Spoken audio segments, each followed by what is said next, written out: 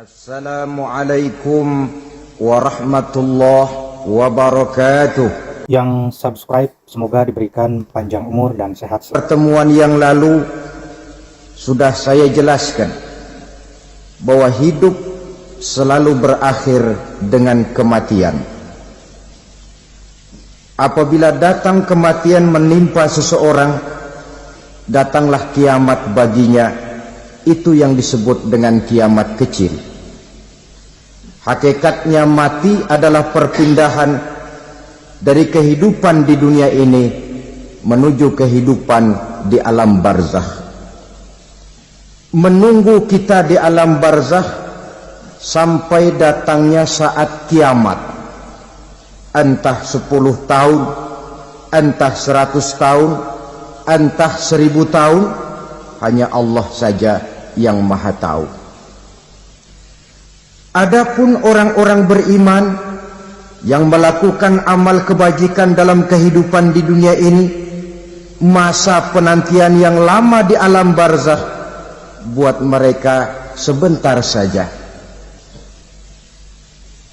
Tetapi bagi orang-orang kafir yang ingkar, yang tidak beriman kepada Allah, yang hidup di dunia cuma menumpuk-numpuk dosa, tentu penantian di alam barzakh akan merupakan waktu yang sangat lama.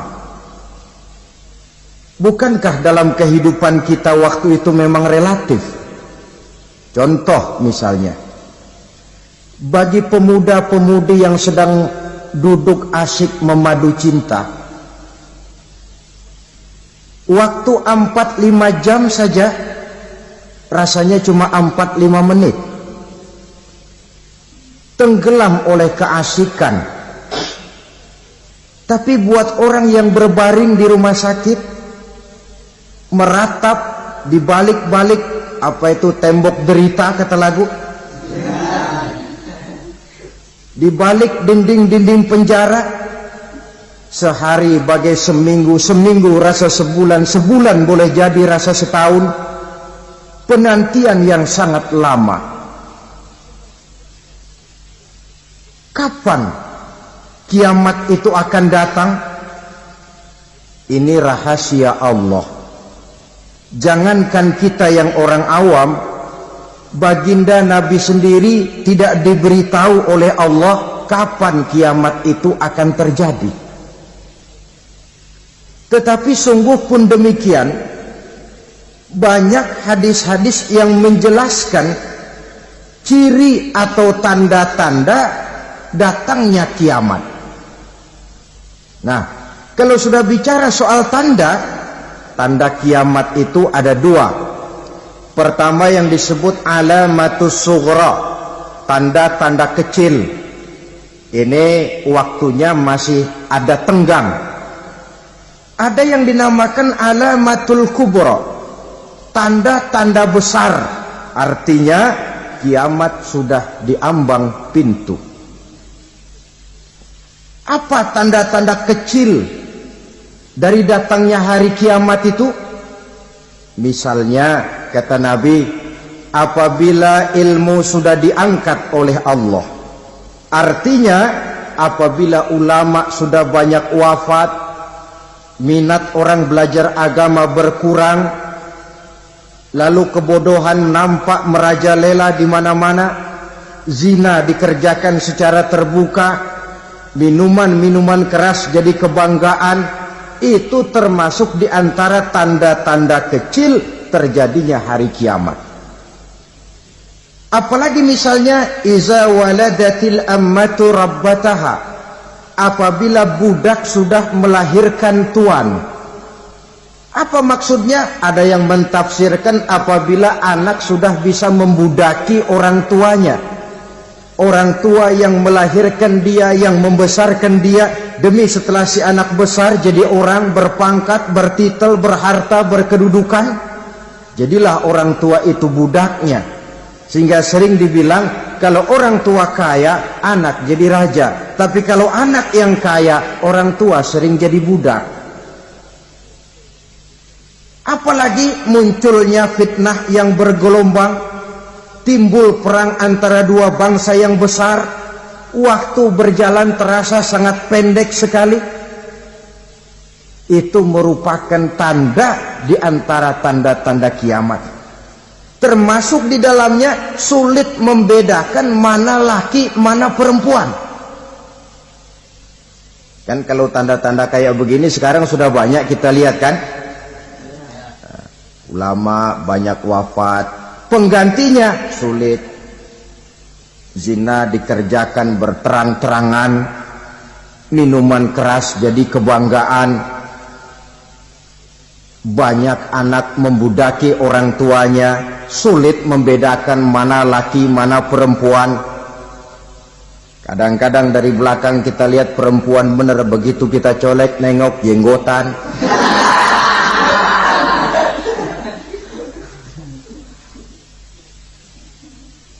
Ini termasuk tanda-tanda kecil, masih ada tenggang sampai akan terjadinya kiamat itu.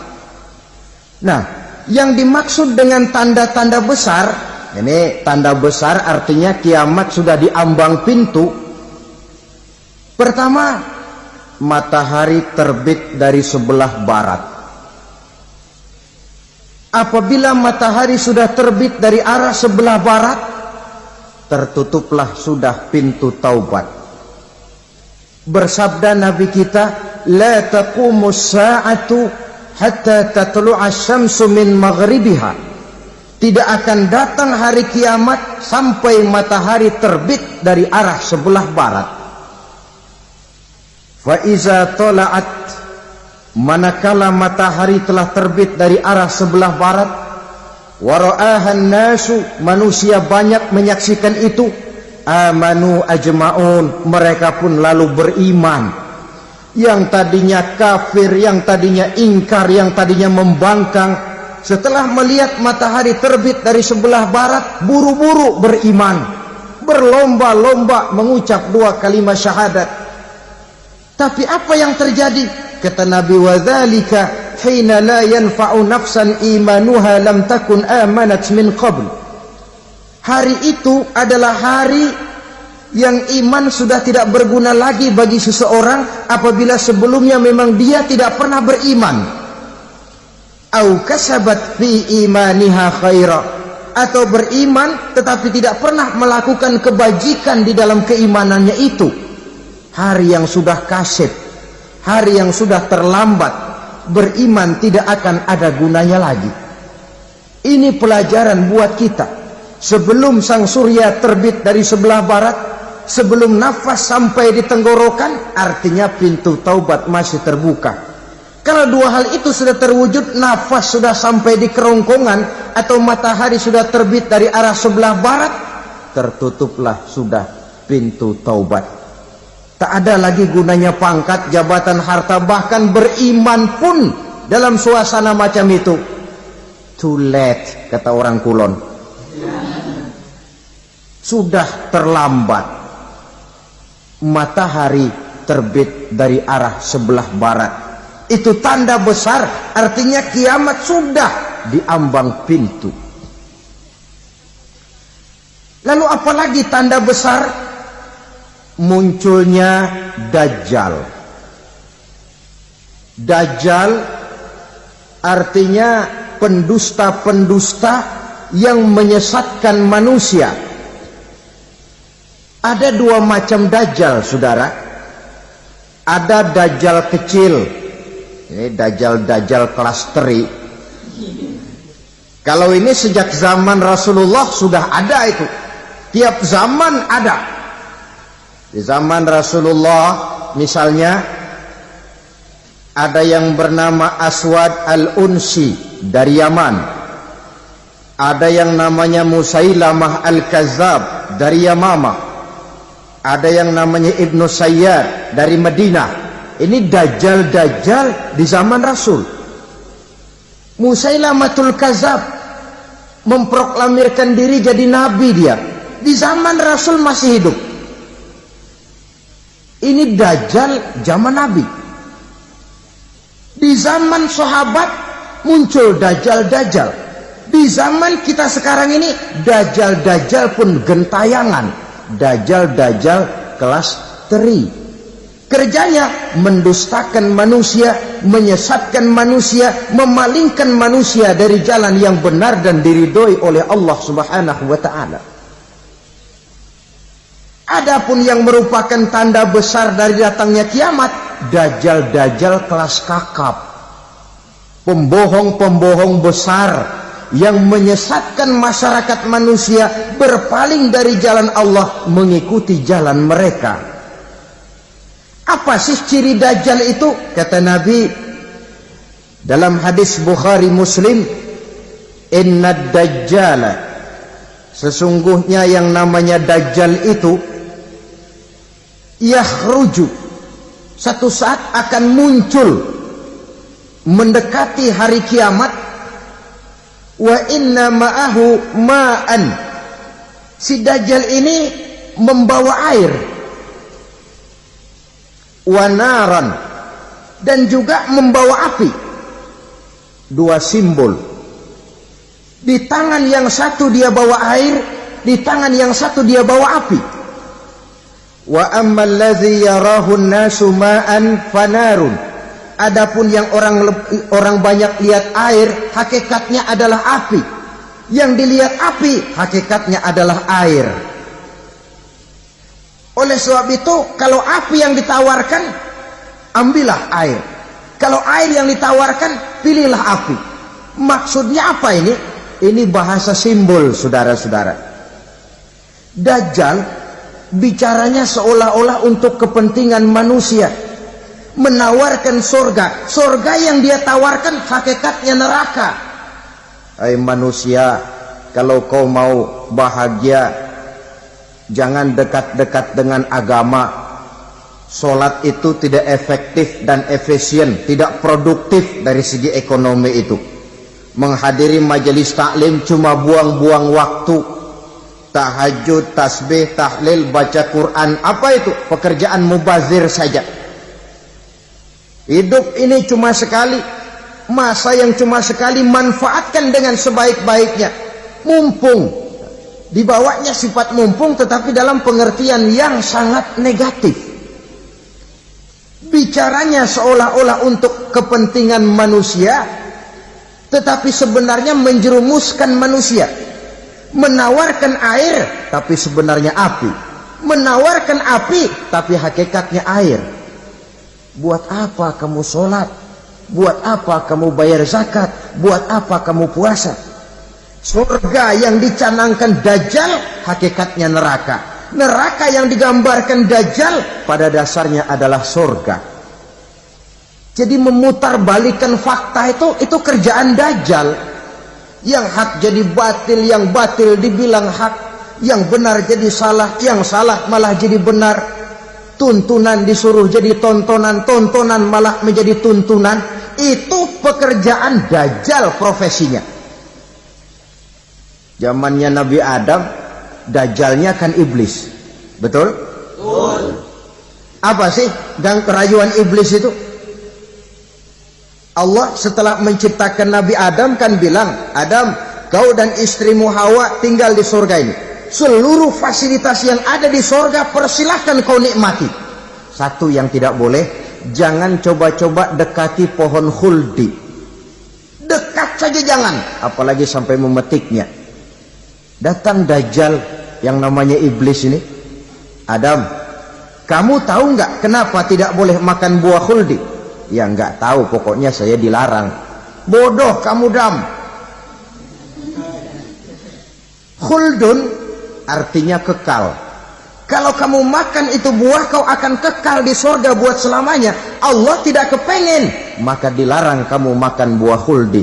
Kalau kau ingin kekal di surga Adam, makan saja. Saya bicara begini ini untuk kepentingan kamu Adam. Ini kan ciri-ciri dajjal. Bicaranya sih seolah-olah untuk kepentingan Nabi Adam, hakikat sebenarnya menjerumuskan Nabi Adam supaya ingkar dan melanggar larangan dari Allah Subhanahu wa ta'ala. Jadi setelah muncul dajjal, timbul kekacauan-kekacauan di masyarakat.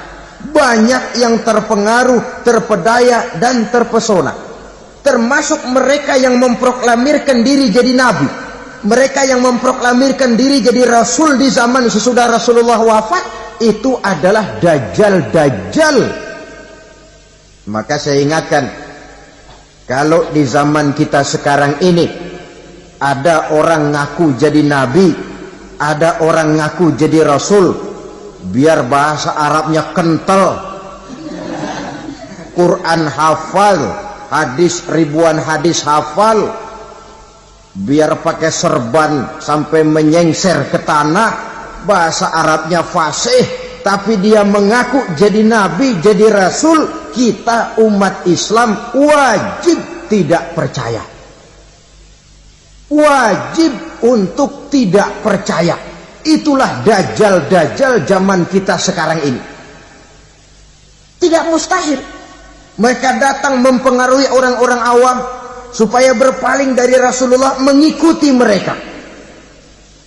Nah, di akhir zaman nanti, mendekati hari kiamat, dajjal ini muncul, dajjal kelas kakap, menyesatkan masyarakat manusia untuk berpaling dari Islam, mengikuti seruan mereka. Apalagi di antara datangnya kiamat itu, tanda yang besar itu, turunnya Nabiullah Isa Al-Masih, putra Maryam. Menurut berbagai hadis yang sahih, Nabi Isa Al-Masih nanti akan turun lagi, tidak membawa risalah yang baru, tapi meluruskan risalah Islam ini yang telah banyak ditinggalkan oleh masyarakat. Bahkan ada hadis menjelaskan beliau akan membunuh Nabi, mematahkan kayu-kayu salib, lalu melaksanakan haji dan umrah mengikuti syariat Nabi Muhammad, bukan membawa agama baru. Menjadi semacam mujaddid, reformer, menyelamatkan manusia dari bisikan dajjal. Bahkan ada riwayat yang menjelaskan bahwa Nabi Isa berhasil mengalahkan dajjal, mengembalikan masyarakat manusia kembali kepada ajaran Islam yang datang dari Allah, dibawa oleh Rasulullah sallallahu alaihi wasallam. Dengan kata lain, turunnya Nabi Isa bukan sebagai nabi dan rasul baru, tetapi mengikuti syariat Nabi kita Muhammad sallallahu alaihi wasallam. Saudara hadirin, ibu-ibu hadirat yang saya hormati, kemudian apalagi di antara tanda-tanda besar akan datangnya kiamat itu? Keluarnya asap atau awan. Kata Nabi, inna min asrati sa'ah dukhanan yamla'u ma bainal masyriqi wal maghrib. Di antara tanda-tanda kiamat, munculnya awan atau asap yang memenuhi antara langit dan bumi. Ini pun diperkuat dalam surah Ad-Dukhan ayat 10, fartaqib yauma ta'tis sama' bidukhanin mubin fayughshan nas hadza azabun alim. Bagi orang-orang yang beriman, mereka biasa-biasa saja. Tapi bagi orang kufur, datangnya asap dan awan ini merupakan azab yang kelewat pedih. Barangkali sedikit mendekati gambaran tentang azab yang pedih ini, saya ingatkan alam pikiran kita kepada peristiwa yang belum lama terjadi. Pernah dengar berita bocornya reaktor nuklir di Chernobyl, Uni Soviet? Pernah dengar? Bocornya reaktor nuklir di Chernobyl yang mengakibatkan ratusan bahkan sangat mungkin ribuan nyawa. Cuma satu reaktor. Bagaimana kalau seluruh cadangan nuklir yang dimiliki oleh para negara adik kuasa ini diledakkan? Bahkan yang konon menurut catatan, cadangan nuklir yang dimiliki bersama oleh Amerika dan Rusia sekarang ini sudah sanggup memusnahkan 6 miliar manusia. 1,5 kali lebih banyak dari jumlah manusia yang nongkrong di permukaan bumi ini. Saudara-saudara hadirin yang saya hormati, lalu saat mendekati hari kiamat, apalagi tandanya setelah Nabi Isa wafat, pada saat turunnya yang kedua kali, lalu Allah meniupkan angin sejuk, semua orang-orang beriman, orang-orang baik wafat, sehingga penghuni bumi ini cuma tinggal lagi terdiri dari orang-orang kafir. Tidak ada lagi di bumi ini yang bisa mengucapkan Allah.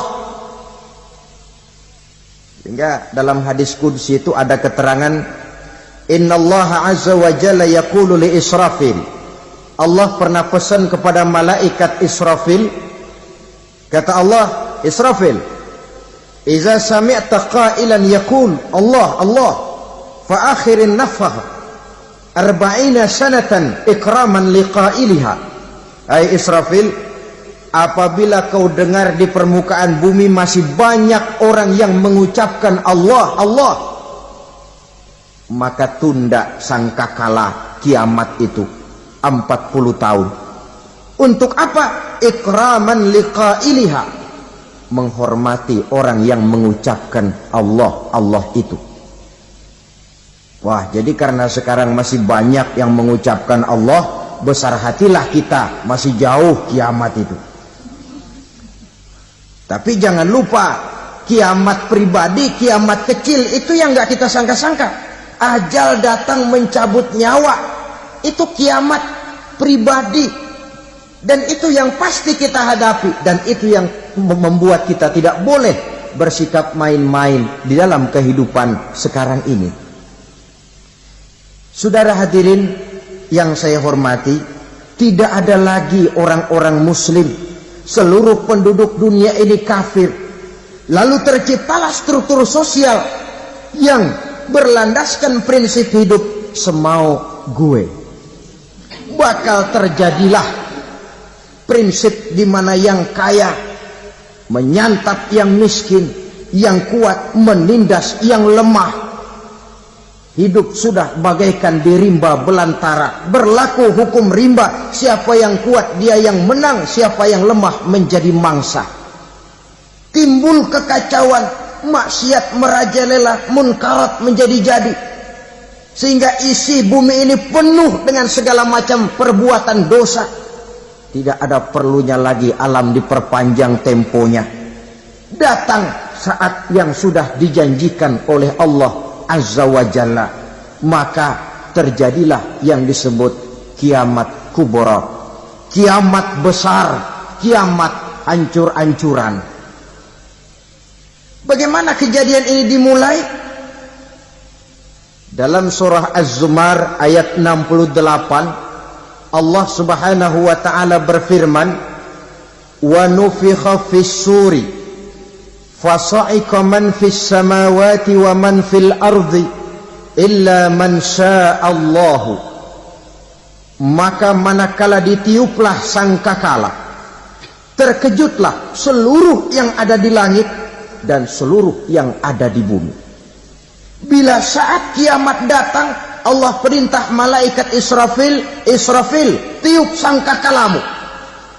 Ditiuplah sangkakala oleh malaikat Israfil. Yang akibat daripada tiupan itu, seluruh yang ada di langit, seluruh yang ada di permukaan bumi terkejut. Yang ada di langit siapa? Malaikat kan. Bayangin aja kalau malaikat kaget, apalagi kita. Terkejut seluruh makhluk yang ada di bumi, yang ada di langit mendengar suara sangkakala itu. Bunyinya tidak sanggup kita bayangkan dahsyatnya.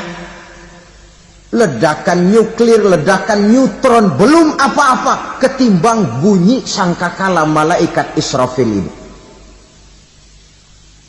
Nah, lalu mendengar bunyi sangkakala ini, gemparlah makhluk, kacaulah alam.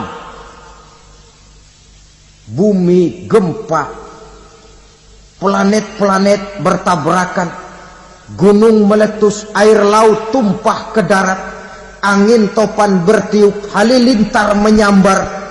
Lalu semua yang bernama hidup mati total. Mati bareng tanpa persiapan. La haula wala quwata illa billah.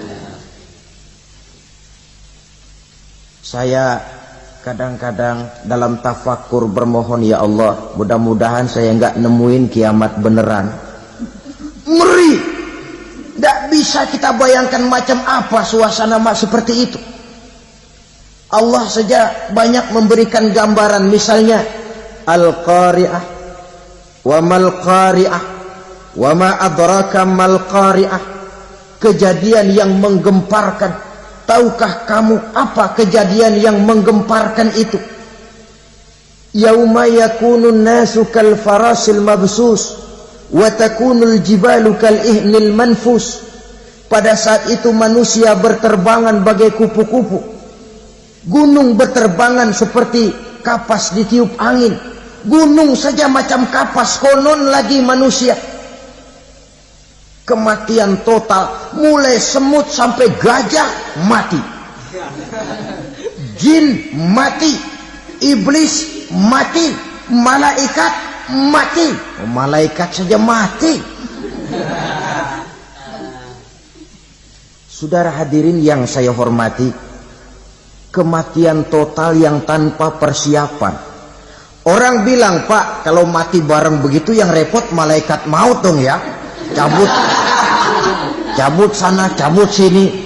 Itu kalau menurut logika kita, mestinya begitu menurut logika. Tapi logika juga yang bilang nggak perlu serepot itu. Sebab untuk mematikan listrik di wilayah DKI, di wilayah Jakarta, nggak perlu tiap rumah didatengin matiin ya lama. Cukup dari kantor pusatnya saja PLN tekan satu tombol, gelaplah seluruh Jakarta. Saudara hadirin yang saya hormati, kematian total. Lalu setelah kematian total, planet-planet juga mati, dalam arti tidak bergerak dan beredar. Angin mati, dalam arti tidak bertiup. Air mati, dalam arti tidak ada riak gelombang. Pokoknya semua mati. Kullu nafsin za'iqatul maut. Semua yang bernafas mati. Dalam ayat lain, kullu man 'alaiha fan. Semua yang ada di permukaan bumi fana. Yang kekal cuma Allah Subhanahu wa ta'ala. Yang paling belakang mati malaikat maut dan malaikat Israfil. Tapi mati juga sesuai dengan janji Allah. Menurut hadis Bukhari Muslim dari Abi Hurairah, masa tenggang waktu antara kematian total pada tiupan sangkakala pertama dengan proses kebangkitan pada tiupan sangkakala kedua 40 lamanya. Tidak dijelaskan oleh Abi Hurairah 40 jam, apa 40 hari, apa 40 tahun. Hadis-hadis cuma menyebutkan 40 saja. Sunyi alam, yang tinggal cuma Allah saja lagi.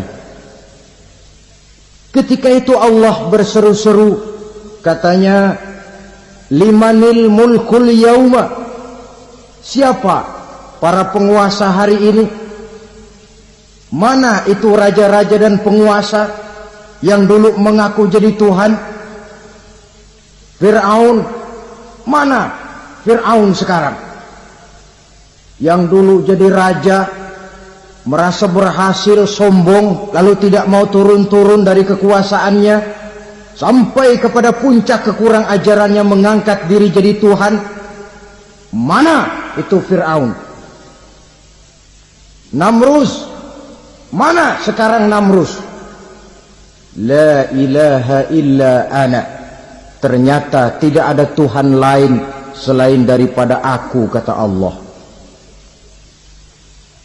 Proses kemudian, saudara-saudara, turunlah hujan dari langit. 40 lamanya hujan itu. Tidak jelas juga 40 jam apa 40 hari. Setelah air turun membasahi, datanglah tiupan sangkakala yang kedua. Semua yang bernama mati bangkit dari kuburnya masing-masing.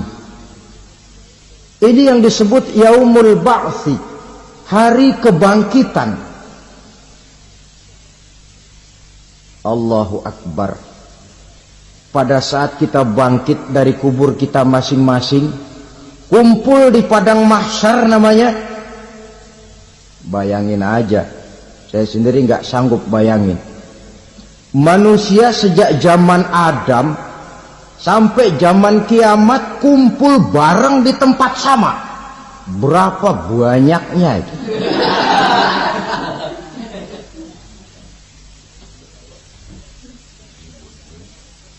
Dan yang luar biasa menurut satu riwayat, pada saat bangkit itu, Masya Allah, roman muka kita berubah,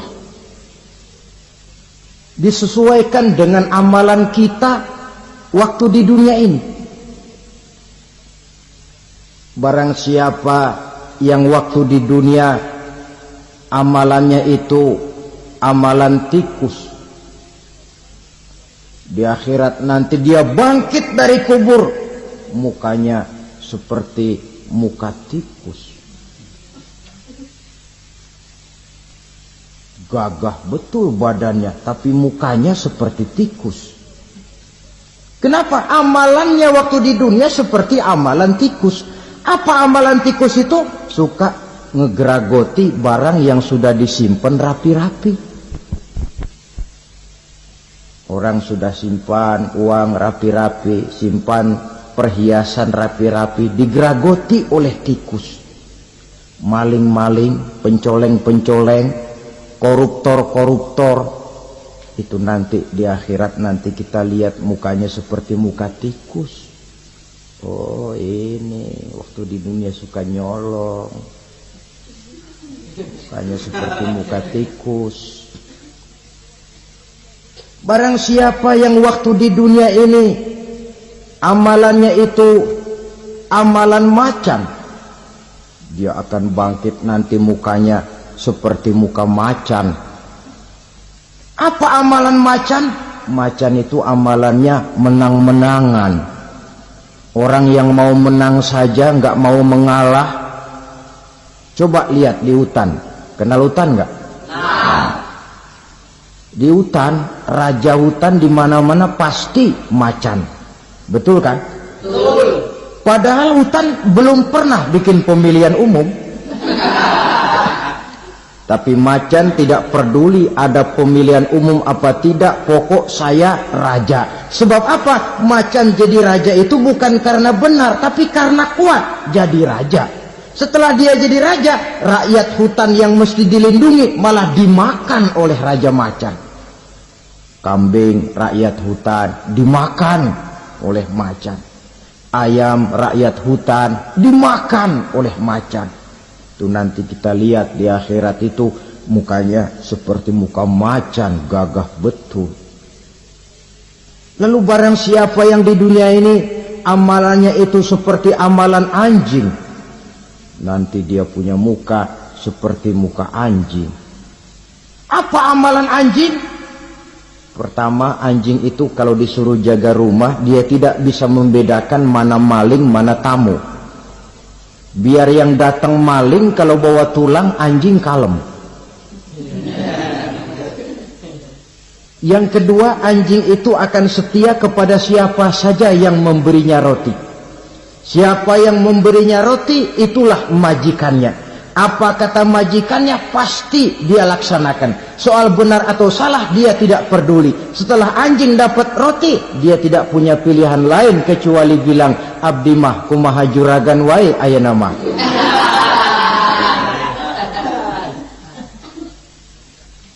Saudara hadirin yang saya hormati, berkumpul di padang mahsyar, tiap orang sibuk dengan persoalannya masing-masing. Matahari waktu itu didekatkan oleh Allah. panas luar biasa. Ada yang saking panasnya itu mencucurkan peluh keringat sampai sebatas mata kakinya. Ada yang keringatnya sampai sedengkulnya. Ada yang keringatnya sampai sepusatnya. Ada yang keringatnya mengalir sampai sebahunya. Ada yang kelelap oleh keringatnya sendiri, sementara orang di sampingnya enggak apa-apa. Bergantung lagi amalan dia waktu di dunia ini. Saudara-saudara, sebagian orang dalam kepanikan padang mahsyar berombong-rombong datang mereka menghadap Nabi Adam. Ya Adam, anta abal bashar. Hai Adam, Tuhan adalah bapak moyang manusia. Kami sebentar lagi akan disidang, dimintakan pertanggungan jawab. Tolonglah kami, hai Adam. Kata Nabi Adam, jangankan nolongin sampean, saya sendiri tanggung jawab di hadapan Allah ketika dulu tidak boleh makan khuldi, saya serobot. Sudahlah, urus diri masing-masing saja, nafsi. Begitu kata Nabi Nuh, begitu kata Nabi Ibrahim. Tiap orang bertanggung jawab sendiri-sendiri. Ketika itulah saudara-saudara, nikmatnya menjadi umat Nabi besar Muhammad sallallahu alaihi wasallam. Sebab apa? Walaupun menurut abjad kita ini umat paling belakang, kan paling belakang kita ini toh, karena Nabi Muhammad adalah Nabi akhir, tapi akan dihisap lebih dulu, lewat di atas sirat lebih dulu, masuk surga lebih dahulu ketimbang umat-umat belakangan. Ketika Rasul mendekati ajal, beliau tanyakan itu kepada malaikat Jibril. Malaikat Jibril berkata, Muhammad jangan khawatir, Allah sudah berjanji, inni haramtul jannata ala sairil anbiya hatta tadkhulaha anta, wa haramtuha ala sairil umami hatta tadkhulaha ummatuka. Surga aku haramkan buat seluruh nabi kecuali kalau engkau Muhammad sudah masuk ke dalamnya, dan surga aku haramkan buat seluruh umat kecuali kalau umatmu Muhammad sudah masuk ke dalamnya. Logikanya, walaupun menurut abjad kita umat paling belakang, bakal dihisap paling dulu, lewat di atas sirat paling dulu, masuk surga paling dulu, kalau mampir ke neraka juga paling dulu. Ya resiko. Jangan mau enaknya aja paling dulu. Saudara hadirin yang saya hormati, setelah masa kebangkitan itu jangan dikira begitu bangkit langsung diperiksa. Masih menunggu menanti ribuan tahun perhitungan padang mahsyar untuk sampai kepada proses yang disebut yaumul hisab, hari perhitungan. Seorang demi seorang bakal dipanggil. Bayangkan saja, kita se-RT saja di absen, kadang-kadang perlu waktu lama. Ini manusia sejak zaman Nabi Adam sampai datang hari kiamat, satu demi satu disidang di hadapan Qadhi Rabbul Jalil. Status sosial copot sudah waktu itu. Yang pernah jadi hartawan di situ tidak lagi kelihatan kehartawanannya. Yang pernah jadi jenderal tidak lagi dipanggil jenderalnya. Yang ustadz tidak lagi dipanggil al-mukarramnya. Seluruh status sosial selesai. Dipanggillah kita seorang demi seorang menghadap Qadhi Rabbul Jalil. Bagaimana proses penghisaban itu? Pertama, proses tanya jawab. Di antaranya ada hadis menyatakan, lan tazula qadama 'abdin yaumal qiyamah hatta yus'ala an arba'i khisalin. Besok di hari kiamat tidak akan bergeser telapak kaki seorang hamba sampai dia ditanya lebih dulu tentang 4 persoalan. Tentang ilmunya, kemana ilmu itu diamalkan. Tentang umurnya, di mana umur itu dihabiskan. Tentang masa mudanya, kemana masa muda itu dipakai. Tentang hartanya, dari mana harta itu didapat dan kemana harta itu dibelanjakan. Ini termasuk proses tanya jawab. Jadi kalau istilah pengadilan dunia, nama Fulan bin Fulan. Kamu waktu di dunia diberikan umur panjang untuk apa? Pernah mengalami masa muda, kemana kau habiskan masa remajamu? Kau diamanahkan ilmu, dengan apa ilmumu kau amalkan? Kau diberikan harta, dari mana harta kau dapat, kemana kau belanjakan? Tak seorang pun yang bisa mungkir. Sebab apa? Dikala itu yang menjadi saksi bukan orang. Yang menjadi saksi adalah seluruh anggota badan kita. Tangan bicara, kaki jadi saksi terhadap seluruh amalan yang pernah kita kerjakan pada saat kehidupan di alam dunia ini. Selesai proses tanya jawab, lalu diperlihatkan buku catatan kita waktu hidup di dunia ini. Jangan lupa Allah itu menyiapkan 2 superkomputer kepada kita.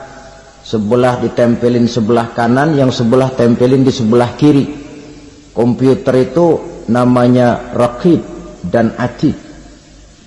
2 malaikat yang apabila baik kita lakukan, refleks saja akan menulis kebajikan kita. Jahat kita kerjakan, akan tertulis. Catatan itu nanti diperlihatkan kepada kita. Waduh, alangkah malunya pada saat diperlihatkan catatan kita, buku rapot kita merah melulu. Barangkali diperiksa sambil diomelin, brengsek lo. Buku merah melulu begini, bagaimana waktu hidup di dunia? Tidak cukup diperlihatkan buku catatan kehidupan, rekaman kehidupan. Rekaman kehidupan kita secara utuh sejak terlahir sampai ajal datang merenggut nyawa.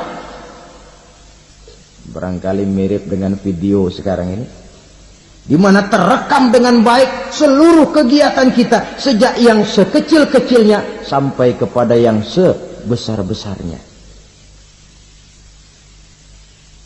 Untuk kemudian kita pun menerima balasan. In khairan fa khairun wa in syarran fa syarrun. Kalau baik ya baik balasannya, kalau jahat ya jahat juga balasannya. Catatan-catatan kita diberikan.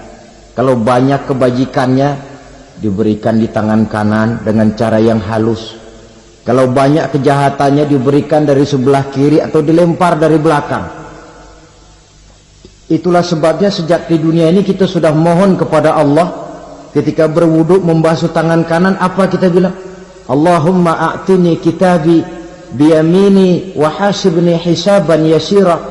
Ya Allah, berikan saya kitab di tangan kanan, dan kalau saya memang perlu dihisap, hisaplah saya yang seringan-ringannya. Tangan kiri berlindung kita kepada Allah. Jangan sampai diberikan kitab di tangan kiri atau dari arah sebelah belakang. Wa a'udzubika an tu'tiya kitabi bishimali aw min wara'i zuhri, dari arah sebelah belakang. Na'udzubillah min dzalik. Setelah selesai lewat proses penghisaban, lewat mizan, timbangan, maka yang sudah selesai dihisab itu bergeraklah menuju sirat, jembatan yang terbentang menuju surga melalui neraka.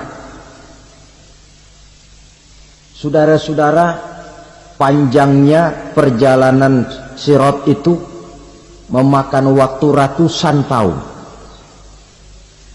Tetapi orang yang lewat di atas sirat pun macam-macam, bergantung amalannya ketika di dunia ini. Ada yang lewat di atas sirat itu kalbarkil khatib, seperti kilat yang menyambar, lep, sudah sampai dia di surga. Cepat bukan main. Ada yang lewat di atas sirat itu seperti orang lari-lari.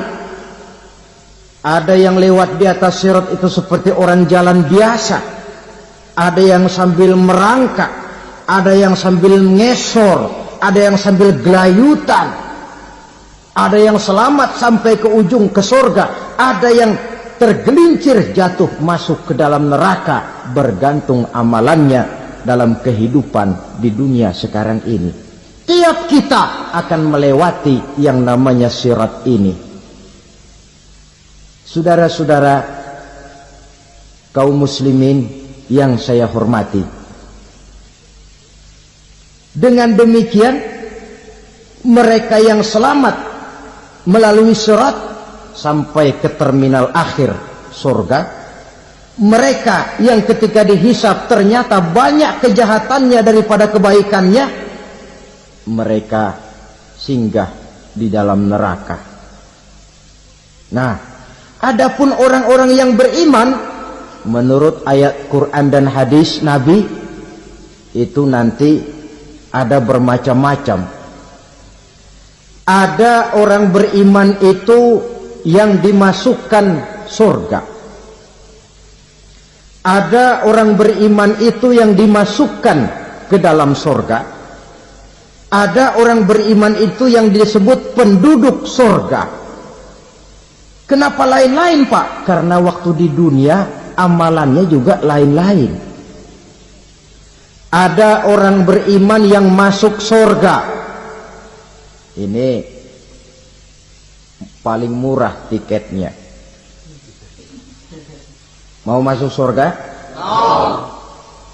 Kata Nabi begini, ma min abdin qala la ilaha illallah thumma mata ala dhalik illa dakhala al-jannah. Kalau seorang hamba sudah mengucap dua kalimat syahadat, dia yakin dengan kebenaran kalimat itu sampai matinya, orang itu akan masuk surga. Abi Dzar yang waktu itu diajak bicara heran, ya Rasul kok gampang betul? Iya.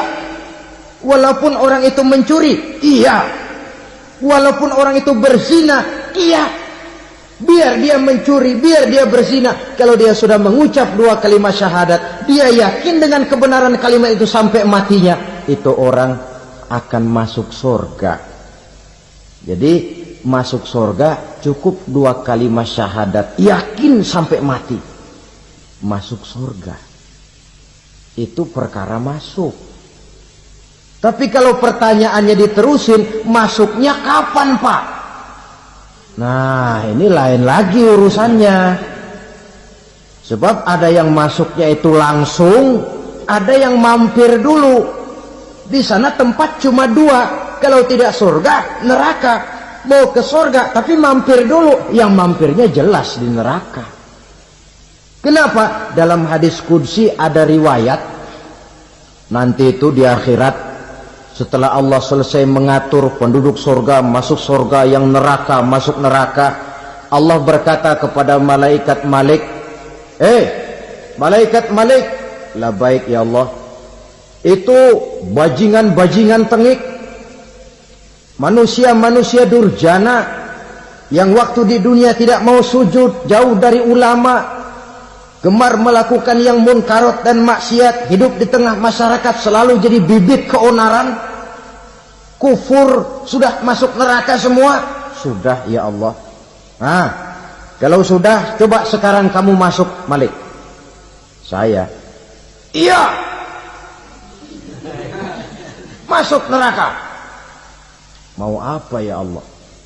Kata Allah, akhriju minan nar man kana fi qalbihi misqala habatin min khardalin min iman. Kau masuk neraka, cari di dalam neraka orang-orang yang ada imannya walaupun kecil sebesar biji zarah, angkat mereka keluar.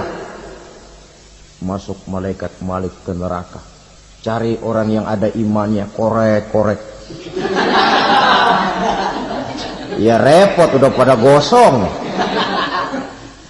Yang ada imannya diangkat ke atas, yang ada imannya diangkat ke atas, lalu dimandikan di Nahrul Hayat, namanya sungai kehidupan di akhirat nanti. Cakep lagi rupanya, bersih lagi wajahnya, apel di hadapan Allah. Kata Allah, bagaimana mas? Kapok nggak sampean? Kapok ya Allah. Nah, kalau kapok, idhab fadkhulil jannah, pergi masuk surga sana. Berangkat mereka ke surga. ketemu sama temen-temennya yang udah sampai lebih dulu, yang nggak pakai mampir lagi. Terjadi dialog, kata teman-temannya yang udah pada nyampe duluan, "Mas, iya, emang baru sampai?" "Oh, saya baru sampai." "Memang mampir di mana dulu, Mas? Kita sudah lama sampai di surga." Saudara buka surah Al-Muddatsir ayat 34-35. "Ma salakakum fis saqar?" Kenapa kamu mampir di neraka Saqar? Qalu lam naku minal musallin. Mereka menjawab, kami mampir di neraka Saqar, Mas, gara-gara dulunya kami waktu di dunia tidak pernah sholat. Tidak pernah sholat? Tidak pernah. Kan rumahnya dekat masjid. Cuma dekat doang, Mas. Sholat mah enggak saya. Enggak pernah ngasih makan fakir miskin. Tidak pernah hadir di majelis taklim, pendeknya tidak pernah melakukan kebajikan, maka saya pun mampir di neraka Saqar. Untung betul saya punya iman, Mas, sedikit. Waktu hidup di dunia dulu saya pernah mengucap 2 kalimat syahadat, sekali-kalinya waktu mau kawin. Masya Allah. Untung saja kawin, kalau nggak kawin polos.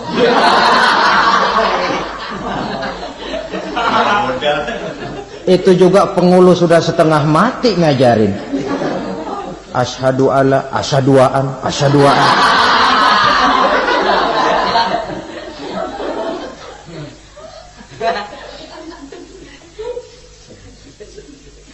Ini namanya masuk surga, ada mampir dulu. Ada pula orang mukmin itu yang dimasukkan surga. Namanya dimasukkan kan terima beres. Saya masuk ke rumah, jalan sendiri, cari tempat sendiri. Saya dimasukkan ke dalam rumah, terima beres. Pokok ada di dalam, itu dimasukkan namanya. Nggak pakai mampir. Tapi tentu tiketnya lebih mahal ketimbang yang pertama tadi. Apa kata Allah? Innal ladzina amanu wa amilus salihat la ukaffiranna anhum sayyi'atihim wa la udkhilannahum jannah. Sesungguhnya orang-orang yang beriman kemudian beramal soleh, kami hapuskan segala dosa dan kesalahannya, kami masukkan mereka ke dalam surga. Lihat ayatnya, Allah yang memasukkan, kita yang dimasukkan. Tidak pakai transit, tidak usah mampir. Cuma tidak cukup syahadat, tidak cukup amanu, tapi diiringi dengan wa'amilus salih. Iman, amal. Tidak cukup syahadat, lalu dibuktikan dia sholat, dia zakat, puasa, lalu dia melakukan berbagai macam kebajikan. Ini yang menyebabkan dia tidak pakai mampir di tempat yang bernama Saqar. Lalu ada pula orang mukmin itu yang disebut penduduk surga. Wah, ini sudah VIP ini.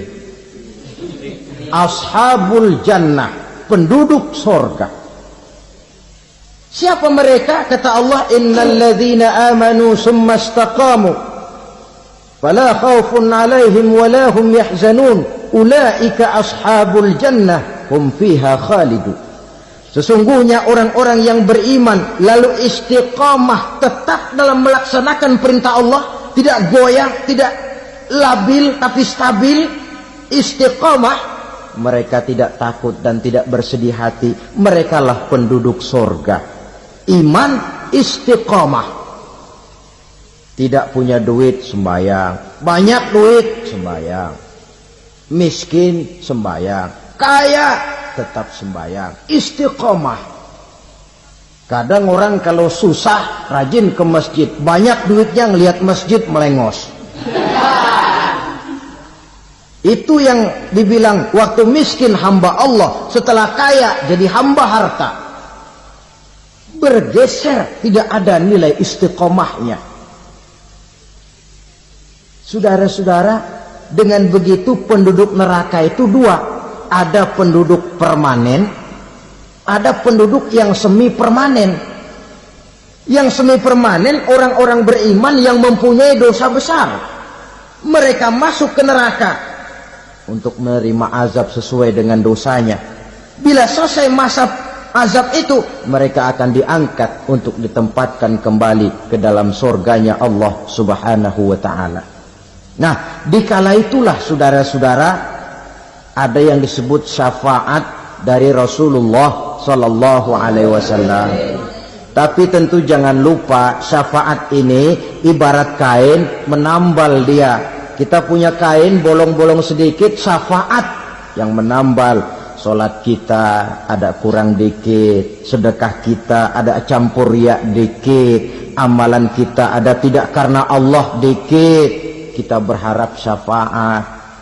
Jadi biarlah kain masih bolong-bolong, yang penting punya kain. Tapi kalau kainnya tidak ada, yang ditambal apanya?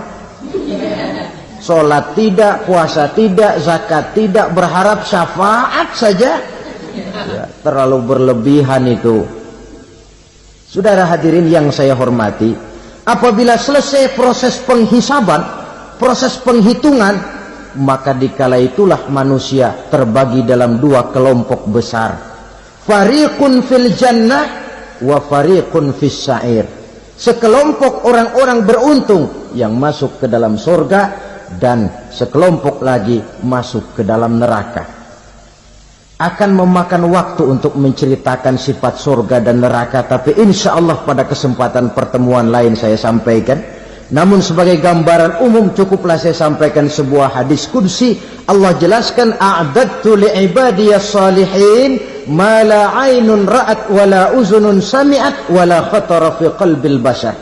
Aku sediakan buat hamba-hambaku yang soleh, yang tidak pernah terlihat oleh mata, tidak pernah terdengar oleh telinga, dan belum pernah terdetik dalam hati manusia. Jadi kenikmatan surga belum pernah dilihat mata, belum pernah didengar telinga, belum pernah terdetik dalam hati. Pedihnya azab neraka belum pernah terlihat mata, belum pernah terdengar telinga, belum pernah terdetik dalam hati. Saudara hadirin yang saya hormati, oleh karena itu sebagai uraian akhir daripada kiamat ini, marilah sama-sama kita memanfaatkan hidup dengan sebaik-baiknya, supaya jangan timbul penyesalan di hari kemudian nanti. Mudah-mudahan kita seluruhnya diselamatkan Allah dari azab neraka dan mendapat surga dan ridhonya. Sekian dan demikianlah pertemuan kita kali ini. Terima kasih banyak atas segala perhatian. Mohon maaf atas segala kekurangan. Usikum wa nafsi bitaqwallah. Wassalamualaikum warahmatullahi wabarakatuh.